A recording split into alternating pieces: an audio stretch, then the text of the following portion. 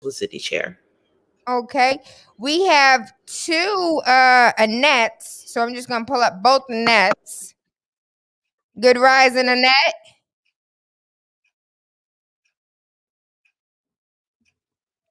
Okay, we don't have Annette yet, but we do in the building. Go. You want to introduce yourself? Come on, Brandon. Good afternoon. My name is Brandon Tillman. I'm the current president of the Greater Boston National Pan-Hellenic Council, and I'm also a member of Phi Alpha Fraternity Incorporated, Epsilon Gamma Lambda chapter. I'm currently the financial secretary.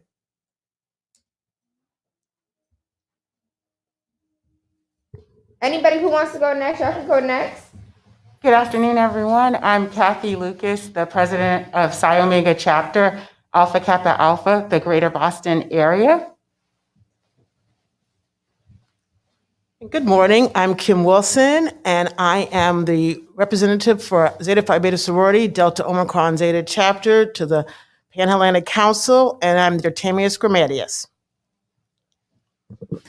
My name is Terrence Lewis. I'm the vice president of Zeta Kappa Sigma chapter, the Boston Sigma chapter. You said this, so I was listening to the show of the last show that we have all together, which was amazing and beautiful, and I love the vibes. And you said that same thing, and I didn't ask then, but can you say it again? Tell us what it means, and then what does that do?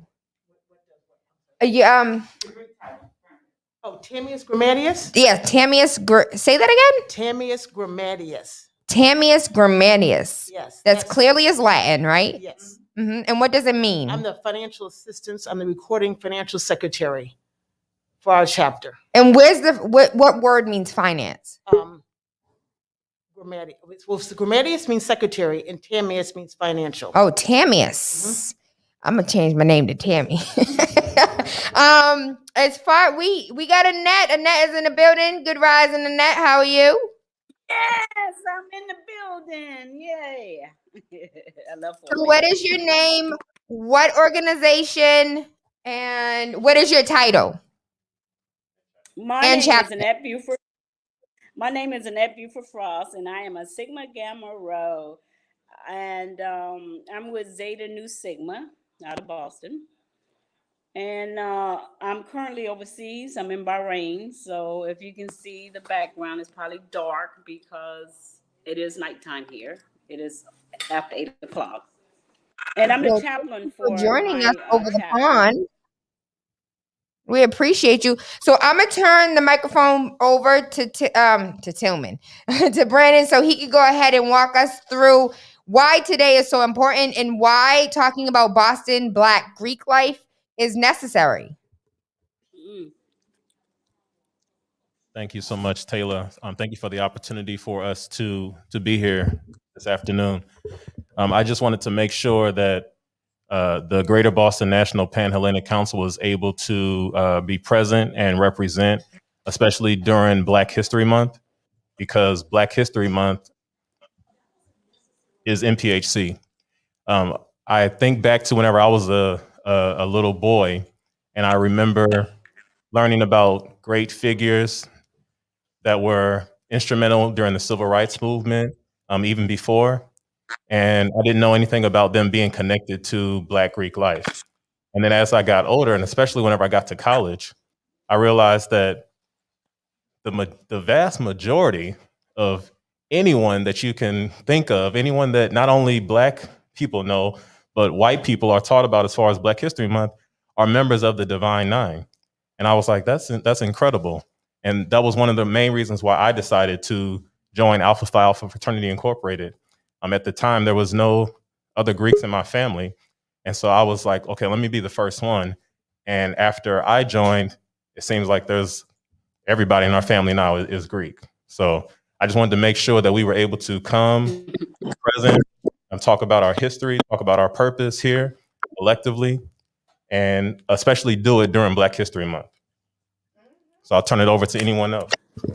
And you could come back, and whoever wants to answer this question, let's talk about the history. Why exactly Black Greek life? Why Black people wanted to create? Where did the names come from? AKAs, Zetas, Alpha. Like, why? Bring us down that rabbit hole. So I can't wait to talk about why 95 years of service in the greater Boston community is important for members of Psi Omega. This is a milestone year for us.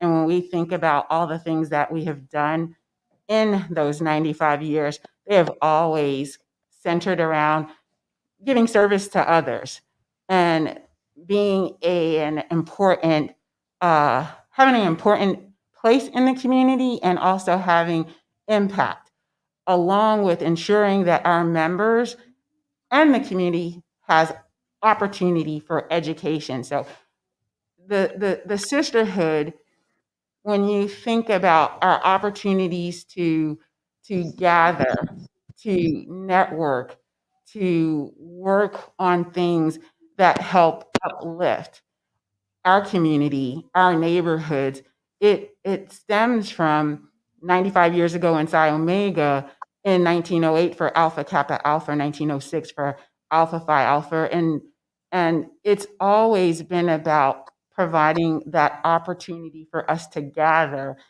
in an arena where we are comfortable, and at times when we were excluded from other arenas, let's be real, and making sure that people who are like us, look like us, think like us, need like us, have an opportunity to be lifted up. And you think about the relevance. So the struggles that we were facing in 1908 are the same struggles that we're facing today. So you think about the vaccine and the opportunity for people to get it. Here we go.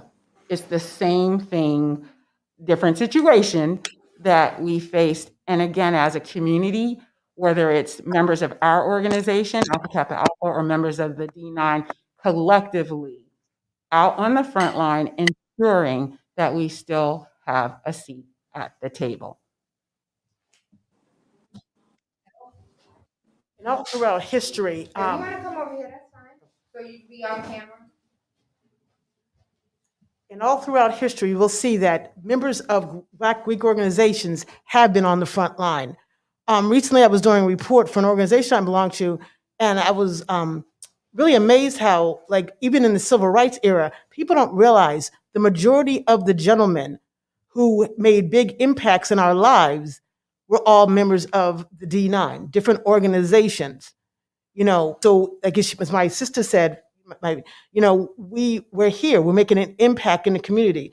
Like for Zeta Phi Beta Sorority, you asked about our name. If people don't know, the second part of our, besides being a Zeta, it's Phi Beta. Because we're the only constitutionally bound organization. We're Zetas, but Phi Beta means a lot because us and the Sigmas are buying together. And together we do community service, we do outreach, we do civil rights, we do health. We're in all areas of the community. And I think that, through the years, our brother and sisterhood have been able to maximize the talents we all have to do this work throughout our communities, throughout the world. And now that we're in Liberia, Germany, overseas in the pond where my sister is, we're doing more work together. Yeah, and we're also doing it with our other brothers and sisters in the D9, But So, anybody online have anything that they want to add to that question before I proceed with another question? Sure, I can jump in. Thinking about the importance of Greek life and just looking at where we are right now, we're all coming together. Even though we are a part of different organizations, we do believe in supporting our Black brothers and sisters. And we want to make sure that we have all of the things that we should deserve as a people, and going forward. So when we even think about Black history, and I can go on thinking about, the important women of Delta Sigma Theta Sorority Incorporated, when you're thinking about Shirley Chisholm, when you're thinking about, our pending HUD Secretary, Marcia Fudge, we have a legacy of making sure that we're making positive change in our communities. So no matter what organization you're a part of, I know that each of us kind of, look at certain things and target certain things, but I know that all together we've collaborated on so much. So I always just want to highlight the unity that there is within the entire Divine Nine. So it's something that I always take near and dear. And if I can echo Sora Pope, I think that's one of the things that I love about our D9 is that regardless of what colors we wear, regardless of what our sorority, our fraternity name is, the purpose of the National Hellenic Pan-Hellenic Council is that we are all working collectively together. We are all service driven. We are all behind sisterhood. We are all behind brotherhood. And that's what makes coming together like this even special, particularly during Black History Month, as Brandon said. This is something that we have committed our lives to, something that we are really invested in. And when you look at all the great leaders around our country, people of color, a lot of them, as someone has already said, are people who got that kind of drive from being a part of a sorority or a fraternity. And I know that many of my sisters and many of my brothers, the things that we do is because we encourage one another to be the best that we can. Our slogan is greater service, greater progress. And I believe that when we commit ourselves to greater service, we do make progress in this country, and we do make progress in helping those who look like us. And that's all I have to say. Yes. So our fraternity was founded on the principles of brotherhood, scholarship, and service, and they enveloped the motto "Culture for Service and Service for Humanity." Our organization was founded because we realized at the time in 1914, well, actually prior to 1914, that not all African Americans had the same opportunity to go to college. And so our goal was to take the information that we learned in college and bring it back to our community. Hence our motto, Culture for Service, Service for Humanity. And our goal was to go back and take the knowledge that we learned in college and develop business, develop community, develop a more sophisticated infrastructure, and also try to share the knowledge that we were allowed to gather in college and to the broader community, to uplift the community. Our goal is to teach, develop, and really, when you think about the benefits of being in organizations like ours, as I said the last time I was here, I'm not surprised that leadership comes out of organizations like ours, because that's what we teach. We teach project management, program development. You're immediately asked to go out into the community and start developing programs based on the needs of those communities.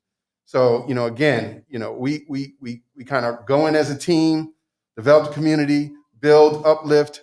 Actually set expectations for the younger generation that hasn't gone to college yet. Like, this is what you're going to see. This is what you need to be up against. And also, while they're in college, here's what you're going to acquire, and here's what you're going to face in the business world, and here's how you can, go about getting the career that you want. So it's a large network. And again, it's not only our organization, as has been echoed here. It's all of us working in tandem and together. And it's, I'm looking at the faces of some of the people online, and when I talk about project management leadership, you can see their eyes kind of pop up and like, yeah, definitely, that's definitely what we do. So again, I think, organizations like ours are a great opportunity for young men, young women to become leaders and really to be all they can be, as the sister said online. Thank you. And greetings. I just want to quickly echo that, if you all can hear me okay. And just piggyback, as some affectionately call me in the greater Boston area, Big Brother program. So I'm all about putting on a good program that services the community. And with that said, I just want to highlight another aspect of that as I believe that was Will highlighted, it's about mentorship, right? And really advocating and teaching the youth how to put on those programs, mentoring them in the ways that they should go, so that when they become of age and become the great youthful leaders that we strive for them to be, that they can carry on that tradition, continue those programs, and continue to provide for the community. So when I mentioned, what is your name? Everyone said their name, but I want to understand the Latin aspect, because not everybody understands Latin. Not everybody understands like what a Omega is, what a Alpha is, what a Zeta, what do these words mean, and what are the history or the origins of them? Now you're going into territory that we really can't disclose. That's part of being a secret Black brick-led organization. They can't hear you. He said, y'all can't even hear what I'm saying, what I'm talking about right now. That's how secret it is. Right. So again, the intrinsic meeting is only privy to members only. So if you really want to know what it is, you got to become a member. That's part of, the secretiveness of our organizations.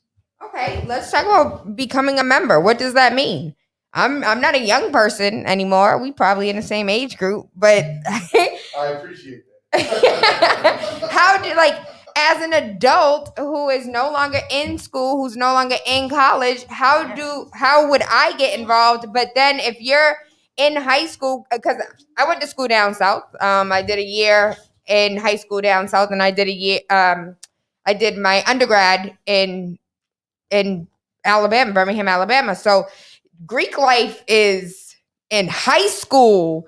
You being prepped and pruned to figure out where you're about to go. And if you already are in the family, if aunties are AKA, you already know what you finna be. So I want to know, for these young people up north who don't really see as many colors or understand the life, how do you as a young person, and how do you as a grown person?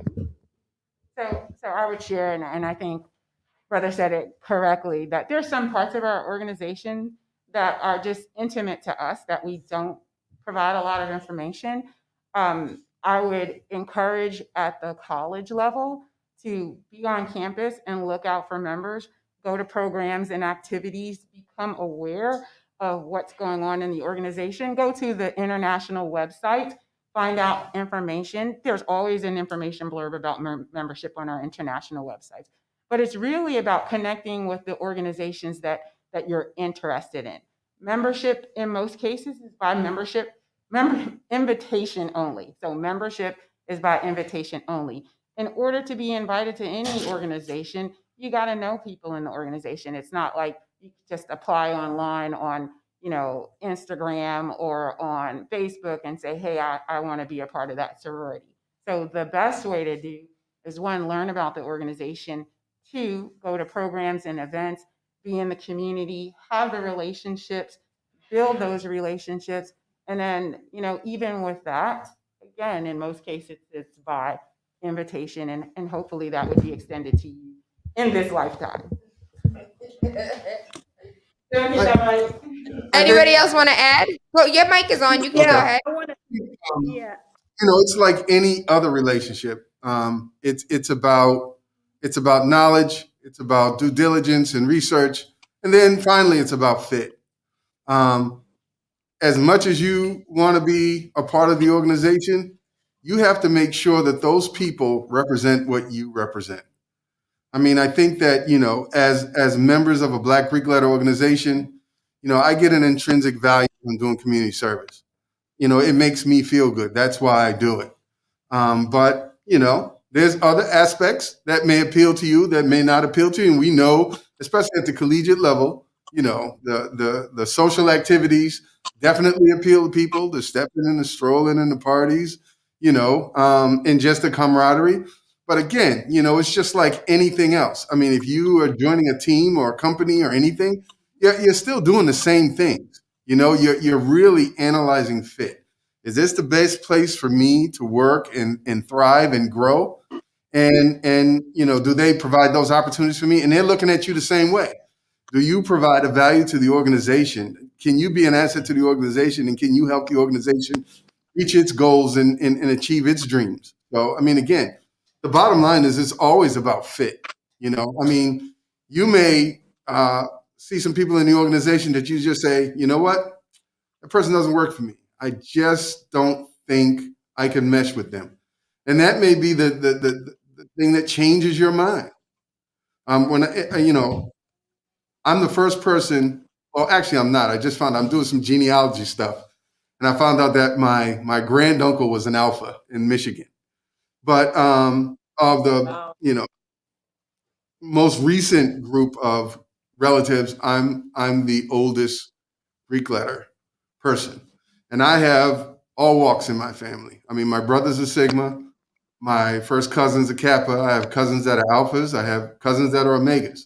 I mean, again, it's all about fit. I mean, sometimes you want to do what your father did, but sometimes it might not be the opportunity for you because you're on a campus where they do things a little different. You know, for instance, the guy that pledged with me, his father and his older brother were high-ranking members of Alpha Phi Alpha. And, you know, it just didn't appeal to him. You know, it happens.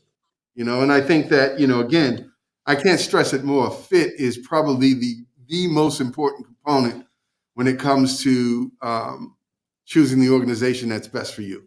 Mm-hmm. You know, when you read their motto and their principles, you know, do those words capture you in some kind of way? And then the way that the members are executing those principles and mottos, do they kind of execute the way you think it should be? If not, you know, you might want to look around some more. Mm-hmm. Or maybe, you know, have a talk with them to understand why they do it the way they do. Mm-hmm. Because it's not for everybody. So I'll be honest, I grew up in a family of Zetas. My mother's a Zeta, my aunt's a Zeta. I actually, when I was younger, I was in a youth group from a young girl up to I'm a Zeta. And I laugh because one of our officers in the sorority's daughter was with me the whole time with the same age. When we went to college, everybody expected us both to become Zetas. And I never forget her calling me saying, this is not the fit for me. And she is a Delta now, and I'm a Zeta, and we laugh about it, but we grew up since little kids in the Zeta program. You know what I mean? It was just destined. But as we all both said, it was a fit for me, not for her. You know, we all laugh about it now, but it has to be a fit. You know, because you have to enjoy what you're doing and the people you're with, and that's the main thing. You know, so being going from our youth group up is not a guarantee. They hope and pray and they try to mold us, but it's not. But you asked us about becoming a member as an adult. Yeah, my soror here said, you know, become active as you see events in your community, as you see people in your network having events. You know, if somebody's doing a community service project and they're like, hey, come on, join us. Come join them, see what they're doing. You get to see the members in the organization and get to know them to see what you might want to, you know, say, hey, become a member of, and ask them about, you know, hey, I really like your organization. I like to become a member because we all have graduate chapters. And Annette, I see that you were waiting, so I'm going to make you solo screen for a second while you say what you want to say. Well, I was just going to talk about one of the things that all of the sororities and fraternity have is a mission and a vision. And they're kind of a little bit different. And for the Sigma Gamma Rho, I wanted to say that we are kind of unique in a way that from the other sororities, they were all founded at predominantly African-American universities. And we are founded out of Indianapolis, which was KKK country, may still be, I'm not sure about that, but it was during that time. So it was very challenging. And also for my sorority, we are considered the baby sorority because we were founded in 1922. In fact, we have our centennial coming up next year. But the mission for the Sigma Gamma Rho is to enhance the quality of life for women and their families in the U.S. and globally throughout the community service. Our goal is to achieve greater progress in the areas of education, healthcare, and the leadership development, as the Sigma was saying earlier. So like I said, a lot of it is very similar, and the fit, a lot of times it is about the fit, because even for me, looking for a chapter, when I was working in Massachusetts, which I will be returning back next year, I would go and visit different chapters to see what they were talking about, what their involvement in the community was, what their focus was. So that's basically how a lot of people determine or decide which sorority or fraternity they want to go into, is based on that fit, what they see that fits with them. And then the other piece is legacy. Some people spoke about legacy. I would love my daughter to be a Sigma Gamma Rho, so she could be my legacy and so forth on. But that too, is an individual choice. But we all share a lot of the things in common. And when we do find people that are interested, we ask them to come out and participate in things that we're doing in the community, or if we have a barbecue or something, which we usually do annually as a D9, so they can come and meet other Greeks and they can make their own decision. So that's all I wanted to share. Thank you for that, Annette. We're going to go and pay these bills really quickly. And when we return, we're going to continue this conversation about Black Greek life and the importance, especially during Black History Month. I am Tayla Andre. Wake up with Tayla Andre, Spark FM. Igniting the airwaves, Spark FM. Are you tired of renting and need more of your own space? Are you getting stressful letters or calls from the bank? Does your home require expensive repairs and you just don't have the funds to fix them? Regardless of whether you want to buy or sell, Tayla Andre of Thumbprint Realty is here to help. From saving your home from foreclosure to walking you through the process of becoming a first-time homeowner, Tayla makes real estate easy. With your best interests at heart, knowledge of the market, and a passion for people, Tayla is dedicated and motivated to serve you. Good rising, good afternoon, good evening, or good night. I am Tayla Andre, and I am determined and dedicated in assisting you in all of your real estate needs. Give me a call at 617-459-0041. Again, that number is 617-459-0041. Or you can email me at TaylaAndre@thumbprintrealty.com.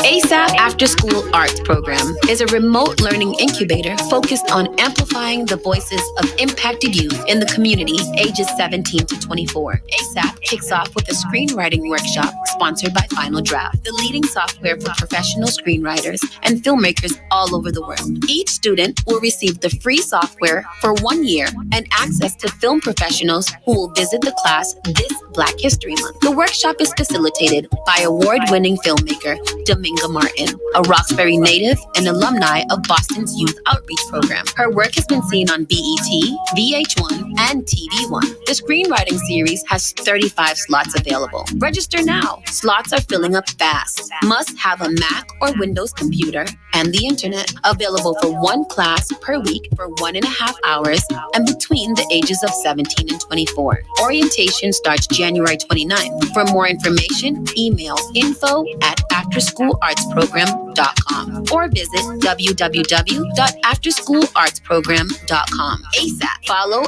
After School Arts Program on Instagram and Facebook. The People Station. What is that? Spark FM. Finally Home is a must-read step-by-step guide that will equip any first-time homebuyer with the knowledge they need to confidently make informed decisions. This book provides answers in simple and clear terms to most, if not all, of the questions you may have about credit, homeownership, and generational wealth. Finally Home equips the reader with the confidence to be engaged with the home buying process without feeling vulnerable or exploited. Tayla Made Real Estate Easy is not just a catchy hashtag. It is real estate agent and radio personality Tayla Andre's goal. A goal to simplify one of the most challenging processes you will go through as an adult. A goal to educate you properly on credit and teach you the strategies to finding the home of your dream. It is not just a good book or an easy read. It is the secret to a seamless home buying experience. Good rising, good afternoon, good evening, or good night. I am Tayla Andre. Waking up with Tayla Andre has absolutely nothing to do with the time of day we link up, but about waking up your third eye with unorthodox conversations leading to universal consciousness. We're in the building today with all of the D9s, the Divine Nines. I have some questions for like the ladies, because we know when it comes to women, women can be meow. So how is it like being in and I have sisters, I got 3 of them. We fight regularly as adults. So how is it having a sistership or sisterhood with all these different personalities, all of these, like, we can be honest, right? We can be real. Elizabeth says she got something she want to add. Oh, that question right there. So I have 2 brothers. I have no biological sisters.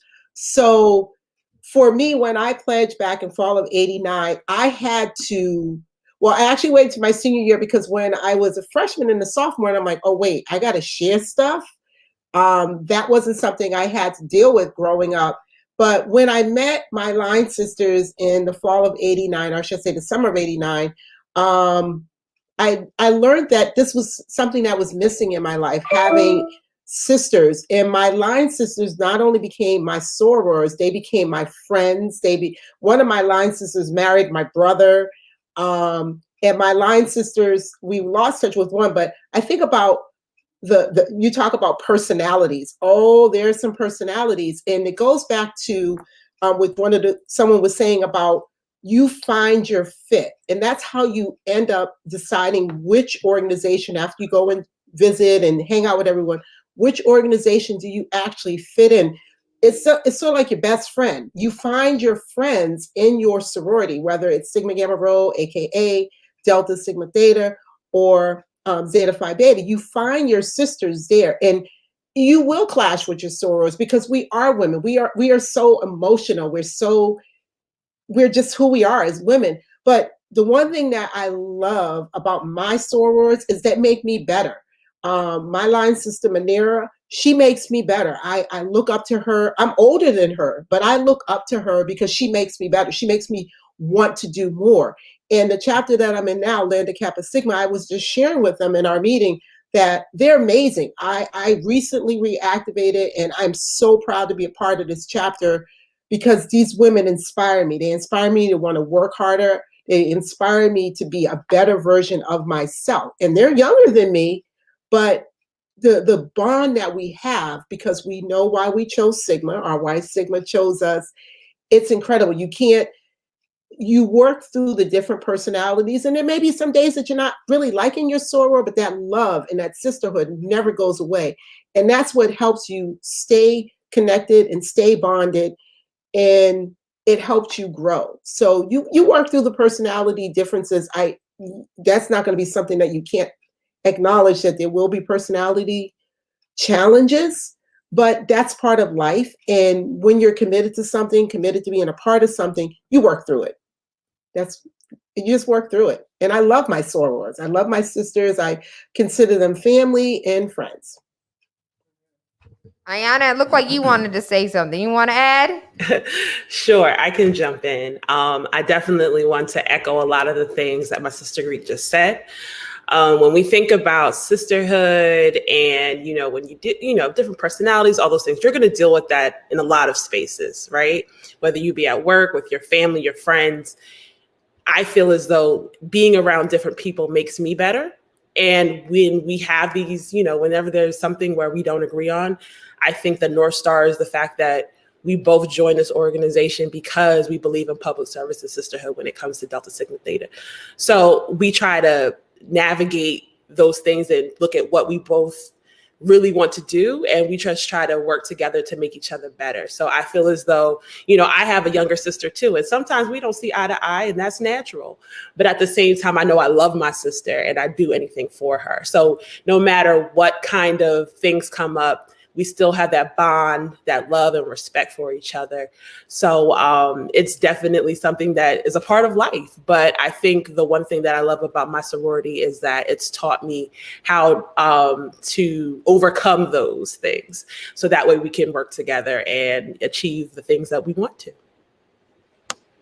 So before the break, there was a brief conversation about how when we look at the civil rights movement, a lot of our leaders then had, I don't know, are they letters behind your name or had letters behind their name. And so I'd like for us to all just name some of the historical figures in our lives who had letters behind their name.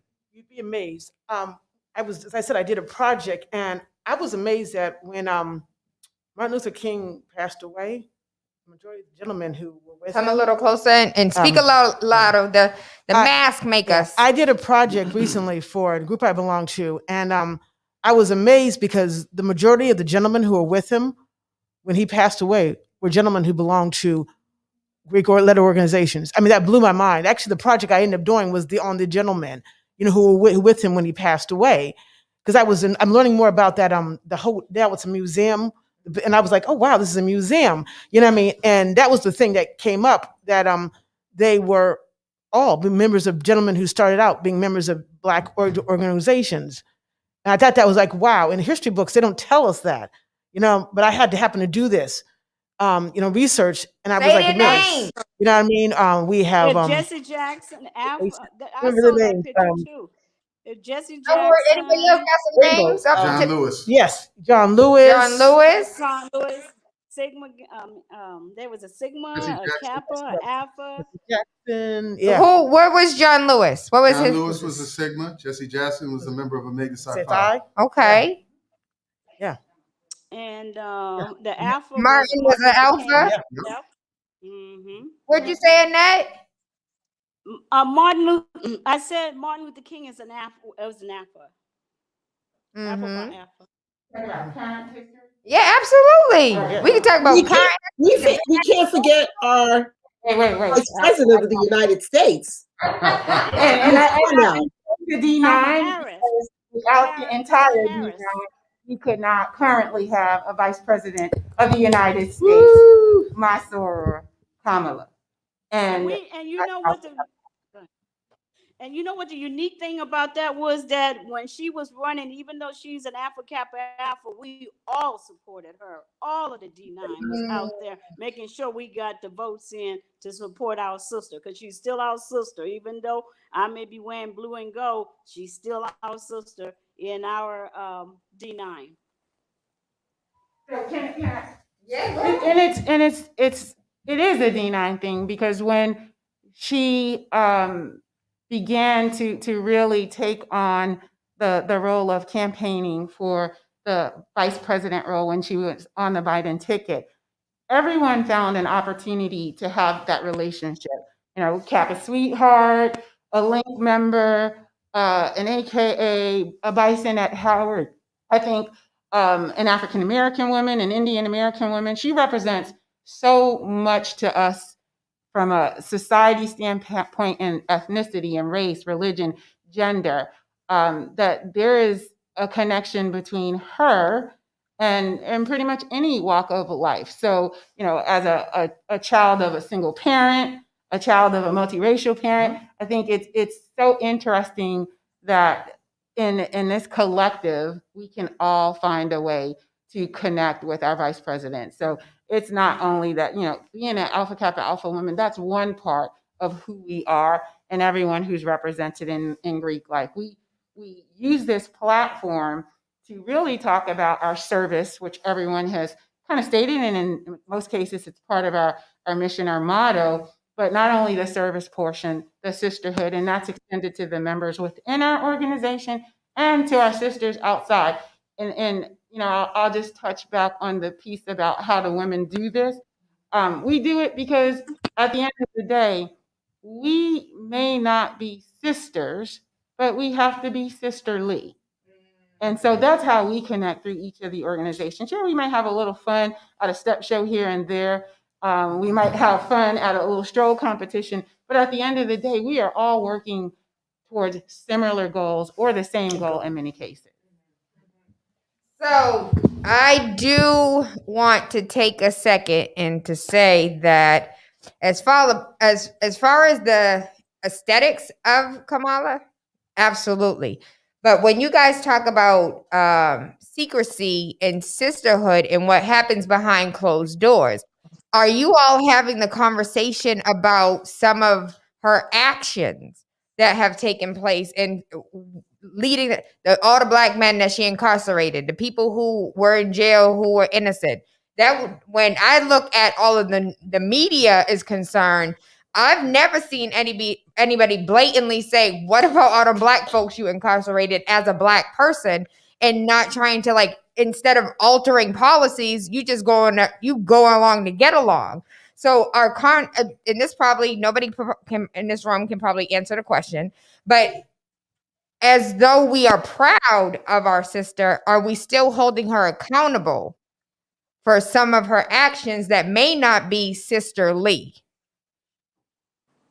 But that was the past, and the other piece is that what people don't know is that she has put up money to get people of color out of prison. So there's good things too, and we need to not focus so much on the negative. That's just one aspect of it, and that was a long time ago. We And all, as an back to individual, go ahead. I think we are all accountable for our actions and behaviors. I cannot speak for her. I think she's done a great job on her own. I won't say defending, but communicating what her position was then, what her position is now, and what she looks to do forward in the future. I think through the campaign process, as a supporter of her, I have had the questions about her record and her career. I've had the questions come up about her social lifestyle. And you know what? I think for me, if I had to judge someone on their behaviors and their actions, I feel, that's not my role. I have to look at the platform that they are presenting to me today. I have to look at their current actions. I look at the entire team that they're working with, and then I look at what my other choices, right? So if I did not choose Kamala and Biden, I would be choosing Pence and Trump. So I think politics are local. I think politics are specific to that family or that individual that has the right to vote. I exercise my right to vote according to the information that I collect. And I would never tell someone who they should vote for. I might share who I support. And in her case, I think she's done a great job to explain her past, to share what she's going to do in the future, and to share who she wants at the table to help her do that. If I had to hold her accountable for what's happening in the Lucas household, I can't do that. She didn't Yeah, do just to I did that. just to add to that, I think it's twofold, right? I think the original question that was posed, was around community, D9 organization, working together to get certain things done. I think, what was expressed is that we all support Kamala Harris, Vice President Kamala Harris, because she represents all of these things, and her message and her platform and in her campaign, they resonate with a lot of the ideals that these organizations represent, right? Just like someone brought up the analogy of family. You can be part of the same family, but have to hold them accountable for their actions. And I think, whether it's on the communal level, the organizational level, I think she has, as Sora Bates, as President Bates mentioned, she has, provided that background to make us comfortable to still support her. Is it, an end all be all? Is she perfect? No. But is she worthy of support for the vice presidency? Absolutely. So I think we can all align on that. I think we have to be careful around the numbers, if you will. When you look at what her job was, she was a district attorney. Typically, what they do is they put people in jail. And, it's not like, Sister Kamala was going out on the street and saying, hey, Black guy, we'll throw you in jail. I mean, I think that, she did her job.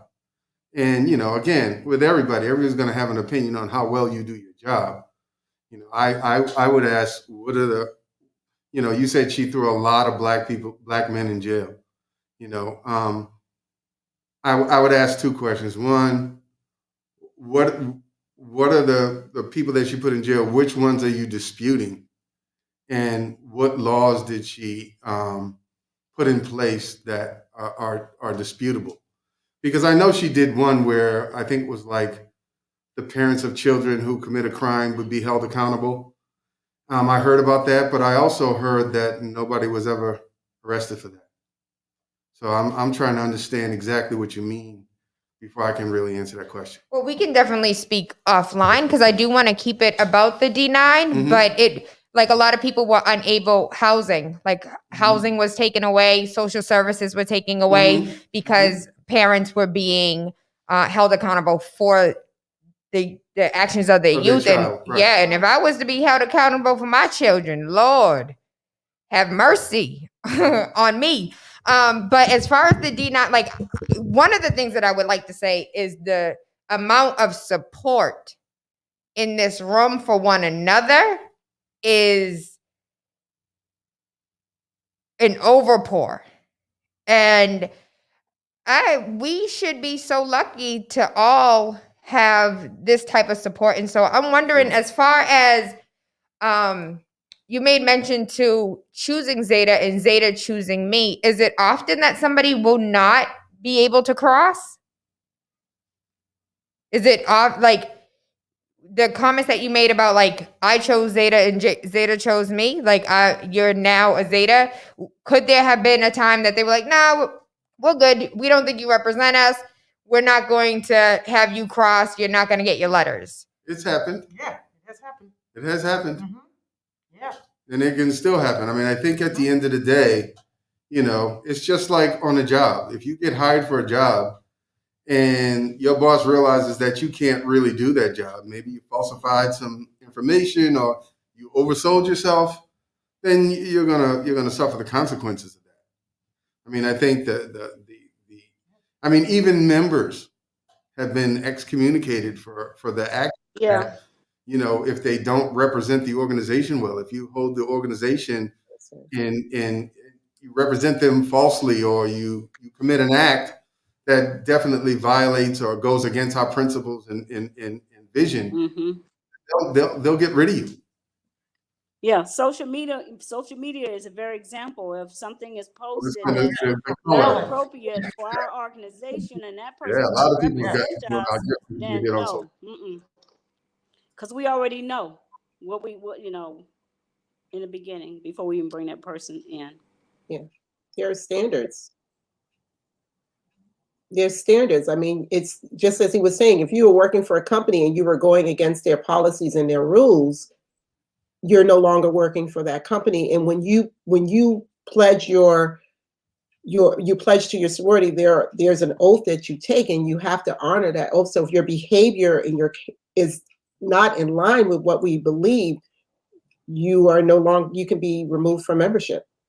Yeah, just to add to that, and piggying back or circling back to the original question of the purpose of these organizations. The purpose of these organizations is to have members who exude Black excellence, right?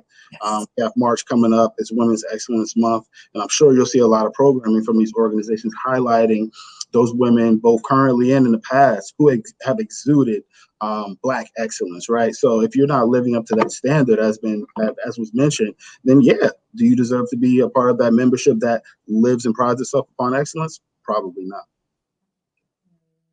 I mean, think about it. You don't marry every guy you ever dated. Some guys just don't work out, you know? Yeah, I do know. To that point, if you apply to Harvard or MIT, not everyone's going to get in, and there actually should be something in life where it's a really hard reach, but I'm going to try anyway, and it's actually important to learn about failure. If I don't get in, what happened, to actually kind of have a self-reflection, and be self-aware. What did I do wrong? So it's actually very important to have different organizations and different opportunities to try to stretch yourself, because you actually don't know how far you can stretch until you try. Y'all hating my whole life right now because I'm in the beginning of learning yoga. So y'all hating my whole life. You wanted to say something? Come on. Yeah, I think the analogies around work are incredibly clear for folks that are interested in an organization. When you get closer to getting to know the people in the organization, we talked about fit. Sometimes it just doesn't fit for either the individual or the organization. And it doesn't mean that it's forever, because sometimes it might not fit while you're in college, right? And so you might think about doing it in grad chapter. Or sometimes it might not fit because you're a new mom and you can't handle having kids and being a parent. So in grad chapter, it can't be when you're 28. It could be when you're 58. It could be when you're 68, depending on the organization. So I always share that it might not be the organization only. It could be also the period of life and what you're facing that might be the obstacle for either you or the organization. And I think also you have to look at it as everything's always evolving. Our organizations are evolving, and the individuals in those organizations are evolving. I'm not the same guy I was back in 1983 when I became a member. Our organization is not the same then as well. So again, you have to realize that as organizations grow and change, you're going to grow and change, and your value to them or their value to you is going to, either increase or change as well. And you may decide it's time for me to go in another direction. It happens. And so this is the second time that we've had you all in the building and virtual, and I'm not opposed to having this, bring this up again, Brandon.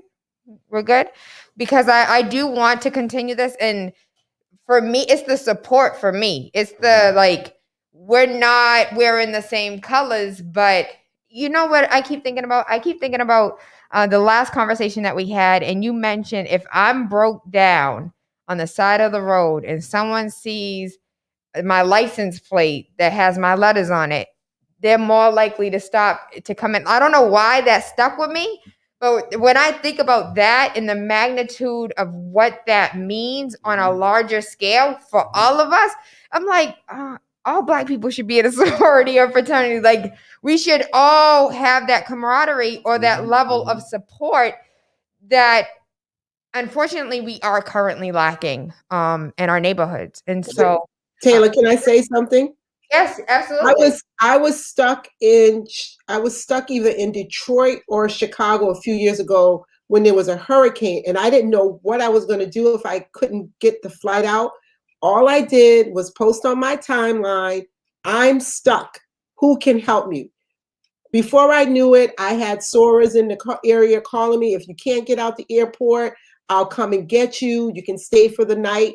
And I also have hosted people who got stuck in Boston, because it's the camaraderie, it's the sisterhood that we know we're leaning on our shield, and that means something. And you said something about everybody being a part of a sorority. It's so much more than the colors and the letters, and I know that from personal experience.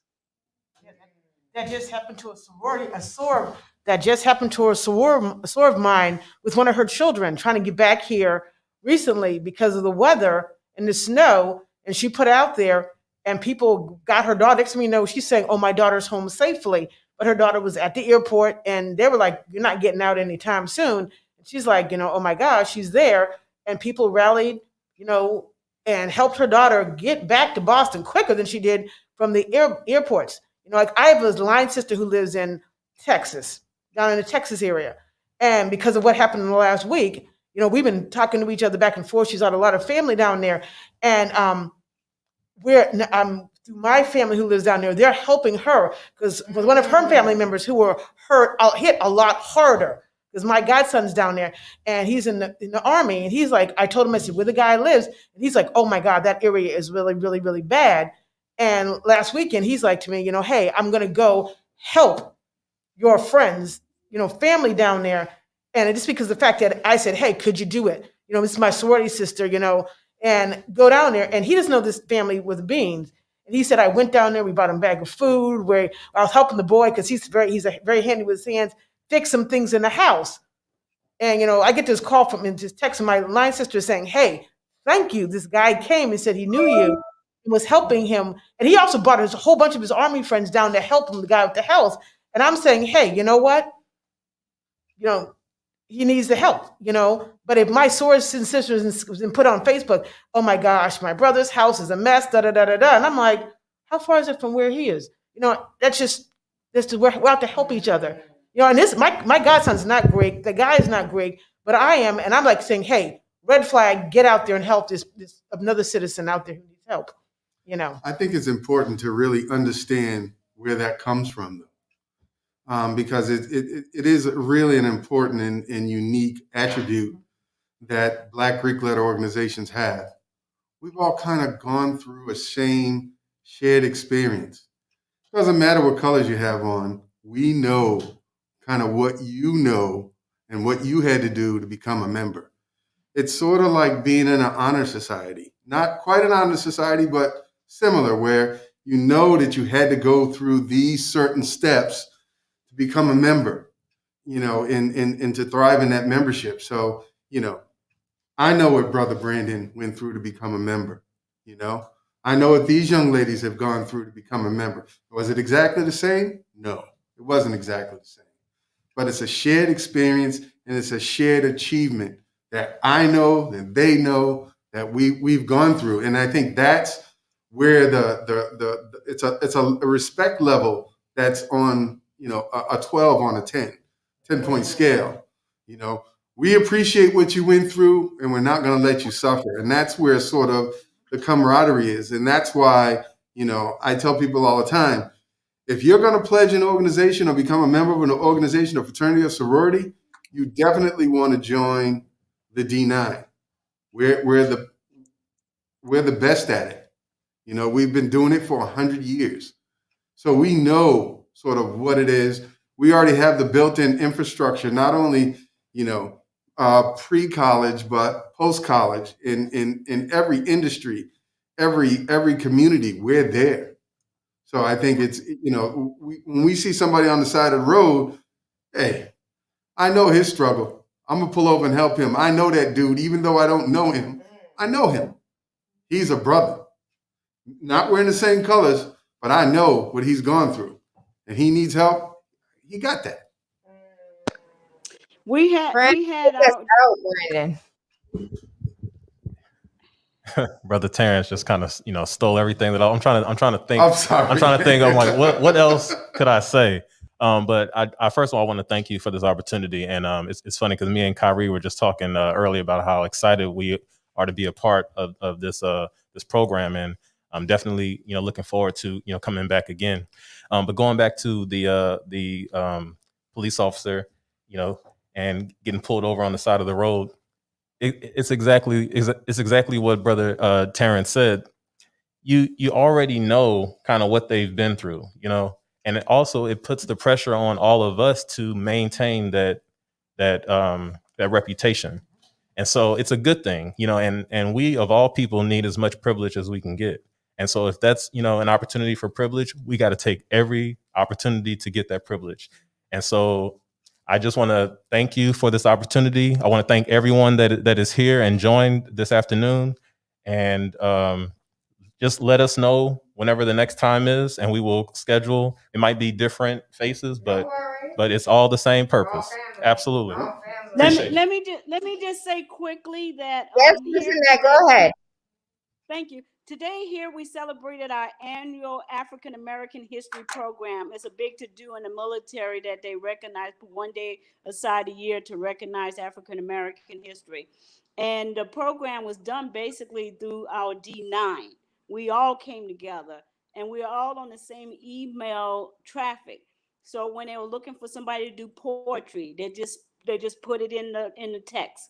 And somebody had someone to do poetry. Whatever was needed to do with everybody in the group, just from the D9 alone, we were able to pull a program off together. That's how well we work together here and everywhere as far as the D9 go with all of the Greek letters. Thank you for sharing that. I am Tayla Andre. We are over our time, so I will keep it very brief. I thank you. I love you. I appreciate you. To everyone who is currently in the building and everyone who is online, thank you for thank you. Brandon, thank you. And we will have you all back. It doesn't matter who comes back. I'd love to have all of y'all. Oh, with the hearts. Thank you for the love. I thank you. I love you. I appreciate you. I am Tayla Andre. Waking up with Tayla Andre has absolutely nothing to do with the time of day we link up, but about waking up your third eye with unorthodox conversations leading to universal consciousness. I hope you guys have an amazing day today.